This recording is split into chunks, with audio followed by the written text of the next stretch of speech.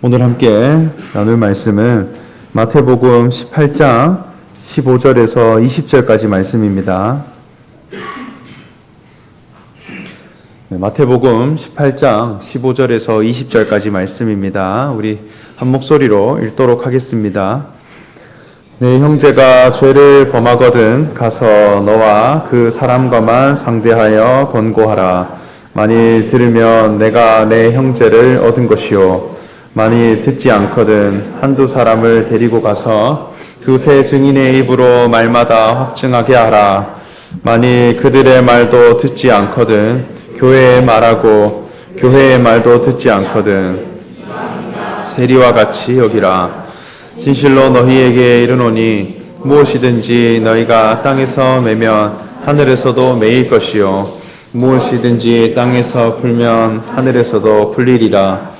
진실로 다시 너희에게 이르노니 너희 중에 두 사람이 땅에서 합심하며 무엇이든지 구하면 하늘에 계신 내 아버지께서 그들을 위하여 이루게 하시리라.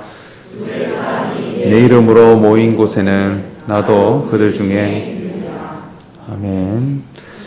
네, 예수님이 제자들을 가르치실 때 죄를 범한 형제들을 어떻게 대해가야 하는지 말씀해 주셨습니다. 먼저는 처음은 1대1로 만나서 권고를 해가되 그것을 듣지 않거든 이제는 두 사람이 가서 권고를 해가고 또 그것마저도 듣지 않는다면 이제는 교회가 말하여 그 형제를 권고하라 이렇게 말씀하셨습니다. 그런데 예수님이 이 말씀을 제자들에게 왜 전해주셨을까요? 교회 안에 있는 내 형제 자매를 어떻게 대해가야 할 것인가? 성도를 관리하는 어떤 방법에 관하여 알려주시기 위해 이 말씀을 전해주신 것일까요? 저도 목사 안수를 받을 때에 교회 헌법에 관하여서 공부를 한 적이 있습니다. 대한예수교 장로교 헌법을 보면 교인을 치리하는 법이 있습니다. 그 교회 안에서 문제가 생긴다든지 성도 간의 갈등이 나타났을 때 목회자는 이 갈등을 어떻게 해결해야 하는가 그 절차와 방식을 법으로 기록해 놨습니다. 성도를 돌이키게 하는데도 먼저는 권면이 있고 또 수찬 정지가 있고 또 직무 정지가 있고 또 마침내 출교가 있습니다. 이런 절차를 점진적으로 이행해가며 교인을 돌이키게 하고 회심하게 한다. 이 교회 헌법에 나와 있습니다. 예수님이 제자들을 보실 때 그 부분이 염려가 되어서 제자들에게 형제를 어떻게 대해가야 하는지 전해주셨다. 그렇게 여길 수도 있습니다. 물론 여기에도 대단한 지혜가 있어요. 한 명이 말해가는 것보다 한두 사람, 두세 사람이 모여서 말해가는 것이 더 힘이 있고 또 교회가 함께 말해가는 것이 더 큰 공이라 여겨집니다. 한 명이 가서 1대1로 말해가는 것, 이것은 형제를 향한 배려이기도 하고 또 기회를 주는 것입니다. 그러나 교만한 자들에게는 이것이 사사로운 생각으로 여겨질 수도 있고 또 개인적인 생각이라 여겨질 수도 있기에 교만한 자들에게는 이것이 사사로운 의견이라 여길 수도 있다는 거예요. 그렇기 때문에 함께 말해가라는 거예요. 함께 입을 맞추고 또 한 뜻을 이야기해가면 여기에는 힘이 생기고 또 공동의 뜻이다라고 하는 법이 생긴다는 것입니다. 그럼에도 그것을 듣지 않는다면 교회라고 하는 사회가 함께 말을 해가라. 이것은 같은 뜻에 동의하고 우리가 함께 세워간 공이다라고 하는 것을 제시해가라는 것입니다. 그렇게 내 형제를 죄로부터 돌아오게 하는 것이죠. 그런데 이것보다도 더 중요한 이 말씀의 주제가 있습니다. 우리가 성경을 볼 때도 이 성경의 말씀을 방법론으로 성경을 해석하고 읽는 법이 있고 또 목적론으로 하나님의 말씀을 바라보는 것이 있습니다. 예수님이 제자들에게 해주신 모든 말씀은 방법론에 관한 말씀이 아니에요. 겉 표면으로 말씀을 본다면 어떤 방법으로 보일 수 있습니다. 그런데 그 속의 내용을 알아가면 목적에 관하여서 말하고 있다는 거예요. 이 방법이라고 하는 것은 노하우에 관심을 두게 해요. 구체적인 실천 방향과 또 방식을 찾게 합니다. 그런데 목적론이라고 하는 것은 knowing what을 찾게 하는 것입니다. 그리고 정말 이것이 무엇인가? 죄라고 하는 것은 무엇이며 교회라고 하는 것은 무엇인가? 그 목적과 의미를 찾게 하는 것이 목적론이라는 것입니다. 예수님의 말씀은 목적이 무엇인가? 도대체 이게 무엇인가? 이것을 찾고 발견하게 하기 위해 제자들에게 해주신 말씀이라고 하는 것을 우리가 이 말씀을 통해 함께 알아가면 좋겠습니다. 먼저 내 형제가 죄를 범하거든 이렇게 말씀했는데 여기에 죄라고 하는 말은 헬라어로 번역해 보면 하말티노라고 하는 단어를 사용합니다. 근데 이 의미를 찾아보면 관역에서 벗어났다라고 하는 뜻을 가지고 있어요. 그래서 하나님이 보시는 죄라고 하는 것은 어떤 표적이 있는데 그 표적을 향해 활을 쏘았는데 그 표적에 맞지 않고 위치를 벗어난 상태, 그것이 죄라는 것입니다. 위치 이탈이라고 하는 상태, 그게 죄. 이것은 행동 문제라든지 아니면 겉 표면의 문제가 아니라 존재 위치에 관한 문제라는 거예요. 사람들이 생각하는 죄라고 하는 것은 행동과 또 그 겉모습에 옳고 그름을 판단해요. 네가 어떤 행동을 했느냐, 또 어떤 행위를 했었느냐, 여기에 판단 기준이 있더라는 거예요.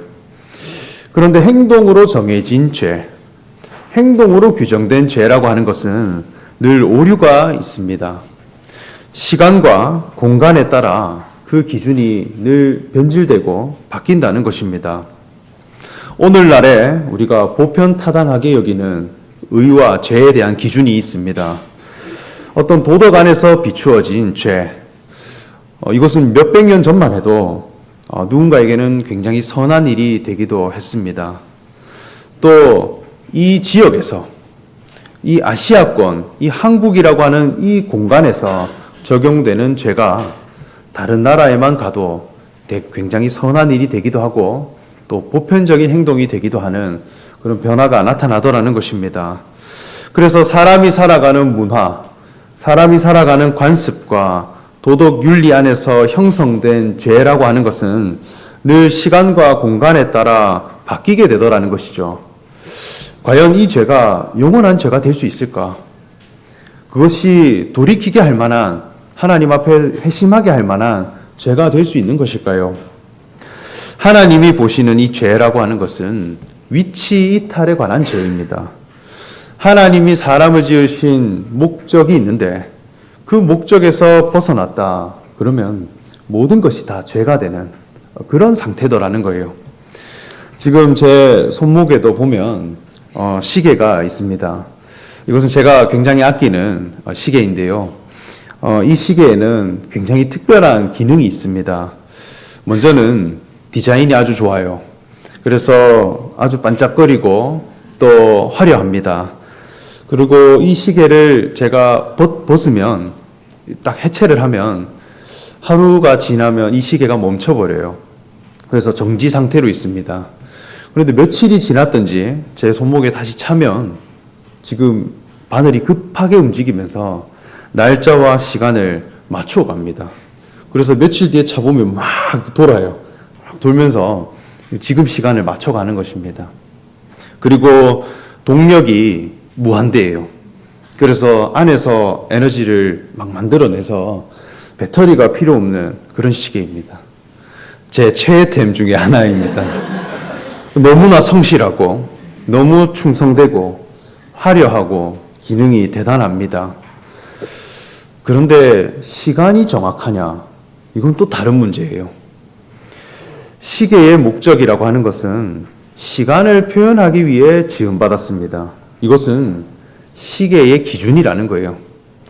세상의 모든 시계는 뭐 손목 시계가 되었든지 벽 시계가 되었든지 모든 시계는 시간이라고 하는 기준을 표현해야 할 미션이 있습니다.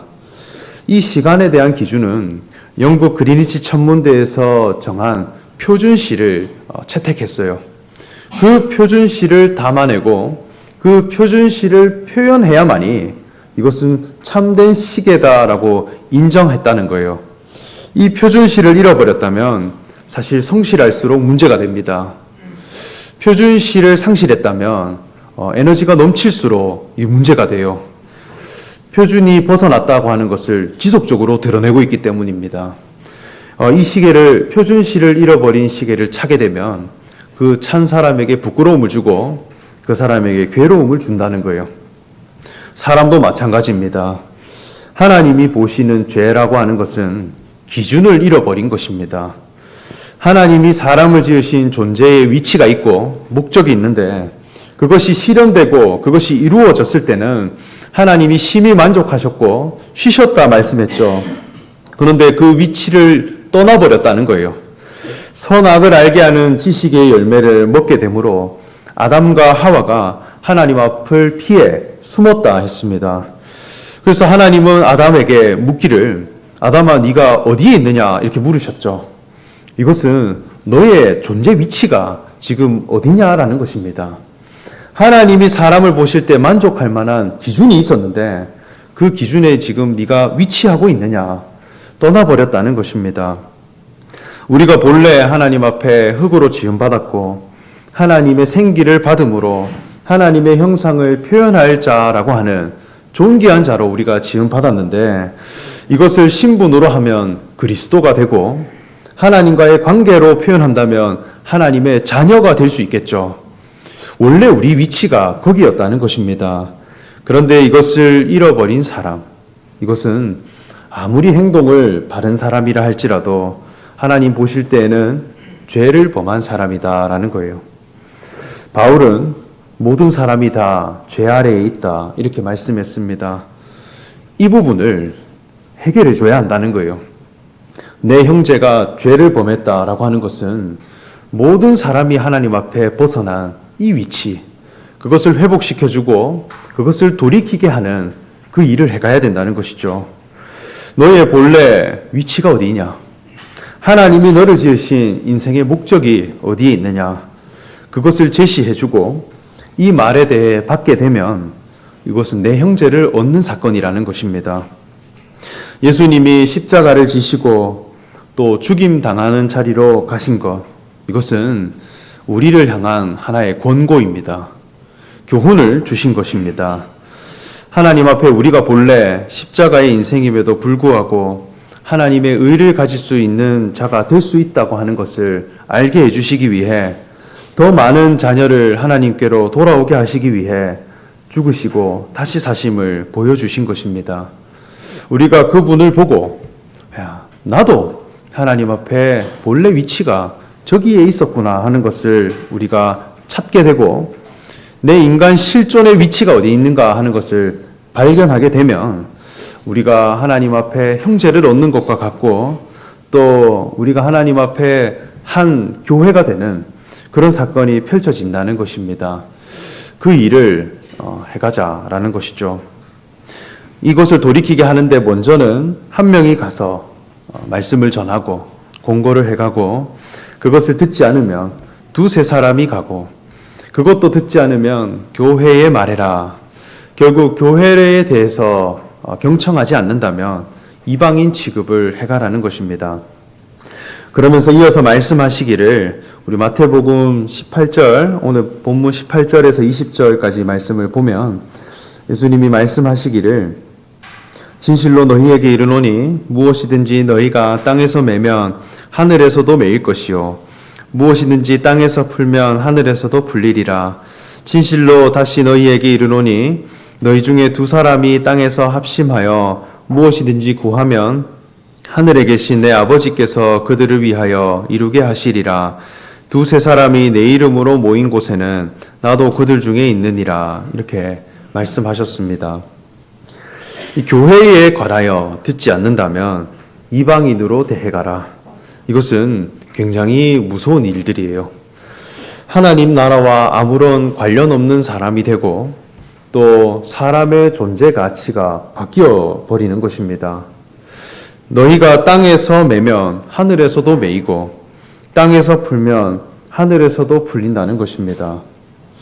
교회가 주체가 되어 뭔가를 행하면 하나님이 거기에 함께 일해 가신다는 것이죠.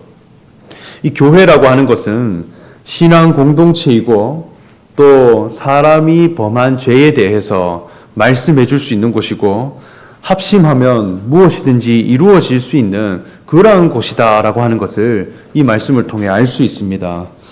지금 예수님은 죄 이야기를 시작으로 결국 교회에 관하여서 말씀을 이어가시는 것입니다. 교회는 주님의 몸이라 하고 이 땅에 이루어진 하나님의 나라인데 이 교회는 형제의 죄를 사해 줄 수도 있고 이방인으로 대할 수도 있고 무언가를 메고 풀 수 있는 권능과 권세를 가진 곳이라는 것입니다. 그러면 교회라고 하는 것은 무엇이며 이 교회의 본질은 어디로부터 온 것인가 이 부분을 우리가 생각해 가야 하겠습니다. 예수님이 이 땅에 오셨을 때도 사람들을 보실 때 많은 가르침을 주시고 많은 기적들을 일으킨 때가 있었습니다. 병을 고치셨고 또 귀신을 떠나가게 하셨고 바다 위를 걸으셨고 보리떡 5개와 물고기 2마리로 5,000명의 사람들을 먹인 사건이 있었습니다. 그 기적을 행하고 일으킬 때 예수님을 따르는 사람들이 정말로 많았습니다.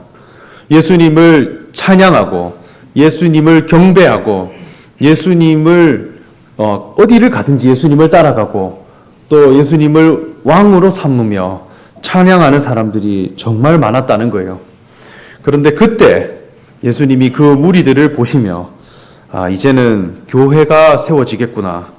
또 그 무리들과 함께 내가 함께 하겠다. 말씀하시지 않았어요. 오히려 그 사람들이 다 떠나가고 기적을 끊으시고 또 권능을 끊으시고 그리고 먹을 것을 끊으셨을 때 그 무리들이 다 떠나갔다는 것입니다.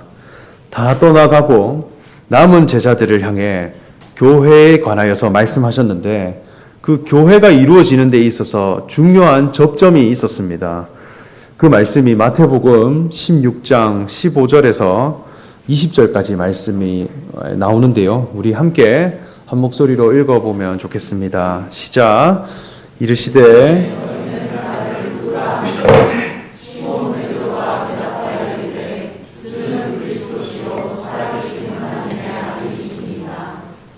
예수께서 대답하여 이르시되 바요나 시몬아 내가 복이 있도다.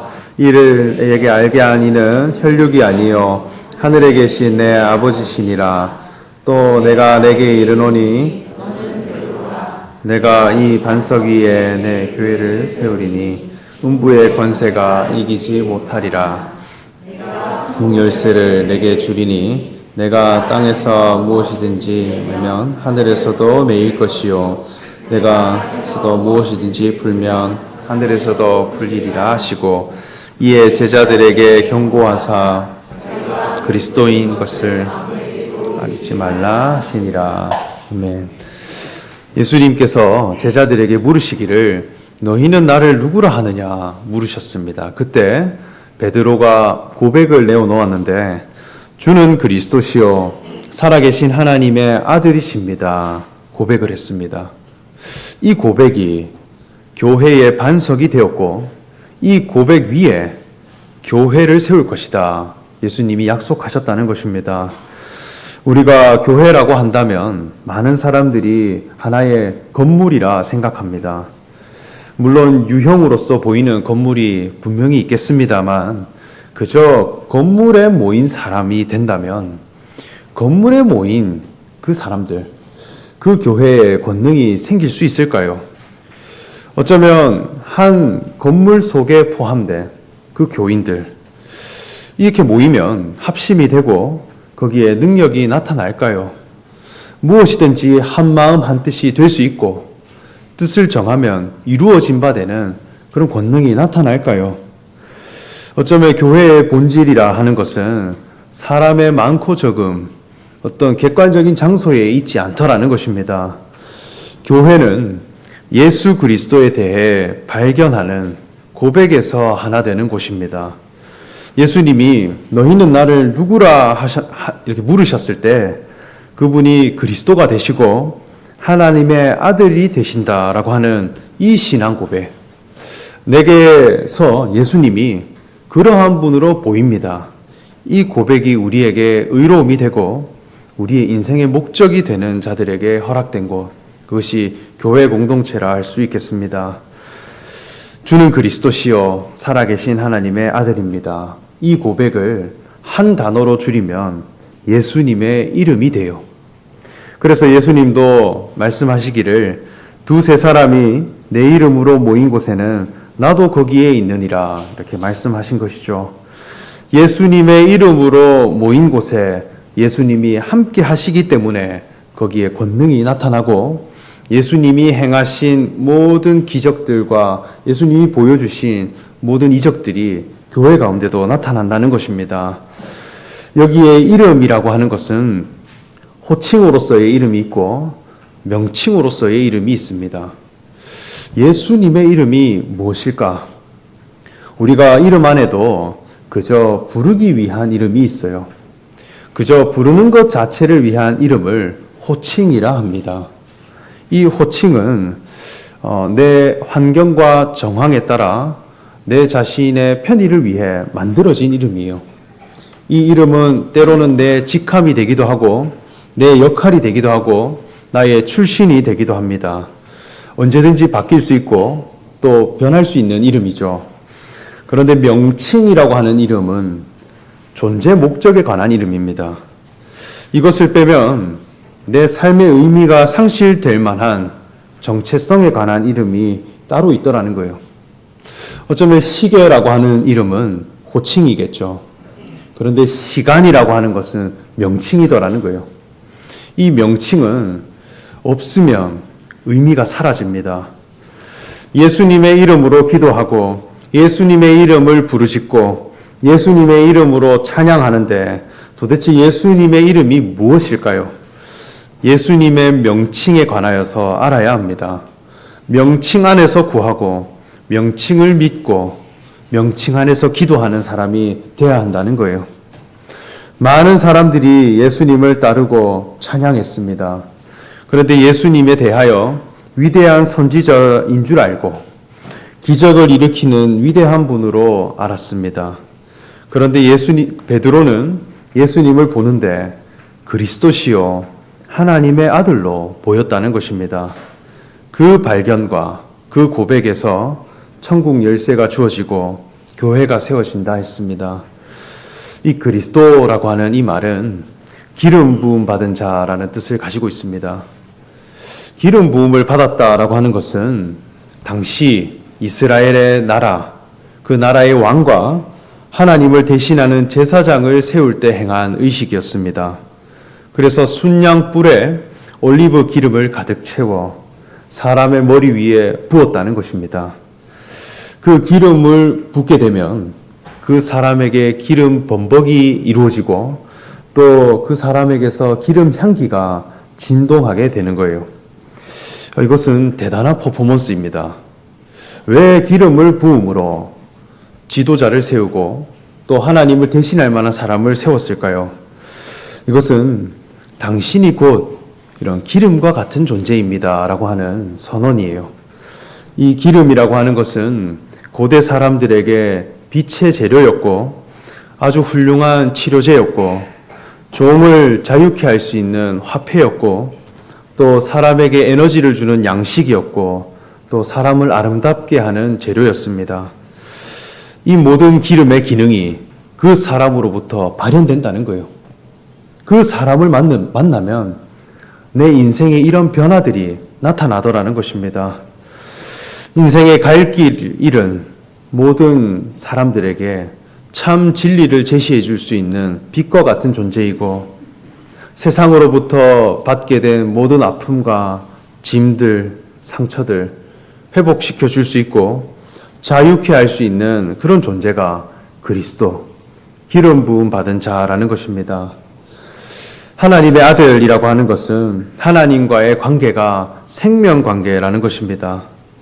이 생명관계라고 하는 것은 아버지의 본성과 아버지의 생명을 그저 가졌을 뿐인데 그 아버지로부터 나오는 모든 성품과 의로움과 가치들을 표현하고 선택하는 자라 할 수 있겠습니다.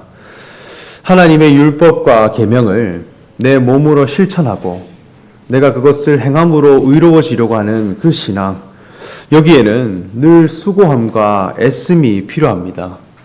계획을 세워가야 하고 내 신념을 가다듬어야 하고 내가 마치 종처럼 열심과 역량을 갖추어서 그 뜻을 이루어내야 하는 것입니다.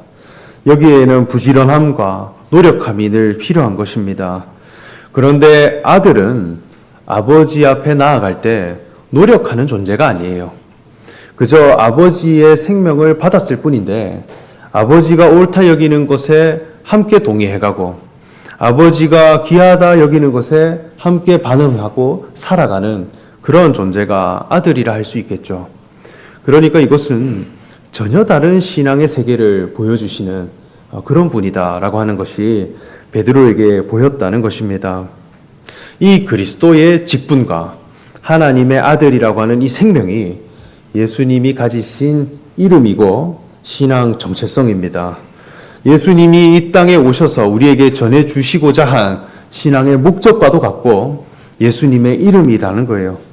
이것은 곧 우리가 지음받은 삶의 목적입니다. 영접하는 자, 곧 그 이름을 믿는 자들에게는 하나님의 자녀가 되는 권세를 주셨으니 이렇게 말씀하셨죠. 그분 속에 있는 신앙의 정체성, 이것을 발견하게 되면 하나님 앞에 우리도 그리스도의 생명을 함께 가진 자로 하나님의 자녀로 거듭나게 하시더라는 것입니다. 예수님과 동일한 신앙 정체성을 가지고 예수님과 동일한 삶의 목적을 가졌기에 주님의 몸된 교회이고 한 형제 자매가 되더라는 것입니다. 예수님에 대한 이름을 발견해가는 것, 그 이름에 관하여 내가 고백하고 내 인생의 가장 중요한 가치로 삼게 되는 것, 이것이 우리 교회의 가장 중요한 본질이라 그렇게 여겨집니다. 이 이름에 관하여 모이고 이 이름에 관하여 우리가 하나 된다면 두세 사람이 모여도 그곳은 교회가 된다는 것이죠. 이곳에 주님이 함께 하시고 주님의 몸된 교회가 이루어지는 것입니다. 무엇을 교회라고 할 것인가?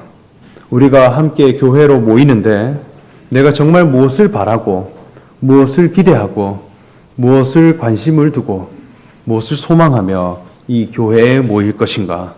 늘 간구하고 또 우리가 찾아가야 하겠습니다. 예수님은 분명히 내 이름으로 두세 사람이 모인 곳에 내가 함께 하겠다 하셨습니다. 예수님의 이름이 그 속에 함께 있기 때문에 죄사함을 줄 수 있고 땅에서 매든지 풀든지 그 권세가 나타나는 현존하는 하나님의 나라가 되어진다는 것입니다. 우리도 이 말씀을 교훈으로 받고 그 교회란 무엇인지를 늘 찾아가시는 저와 여러분 되시기를 소망하며 말씀을 전합니다. 함께 기도하겠습니다. 사랑의 하나님, 예수님께서 제자들에게 전해주신 말씀 가운데 우리가 그 목적이 무엇인가 하는 것을 늘 찾는 자들이 다 되게 하여 주시옵소서. 예수 그리스도의 이름을 따라 살아가는 자들 다 되게 하시고 예수님 속에 담겨있는 그리스도와 하나님의 아들이라고 하는 존귀한 신분과 정체성이 우리의 것이 되고 우리의 가장 귀한 가치가 되게 하셔서 그 이름으로 모인 곳에 하나님이 함께 하시고 예수님의 형상이 함께 하시는 그러한 교회가 되어 우리가 무엇이든지 하나님의 뜻 안에서 승리하고 또 우리가 펼쳐갈 수 있는 신앙 공동체가 다 되게 하여 주시옵소서. 감사드리며 예수님의 이름으로 기도합니다. 아멘. 다 함께 찬송가 91장 찬송하겠습니다.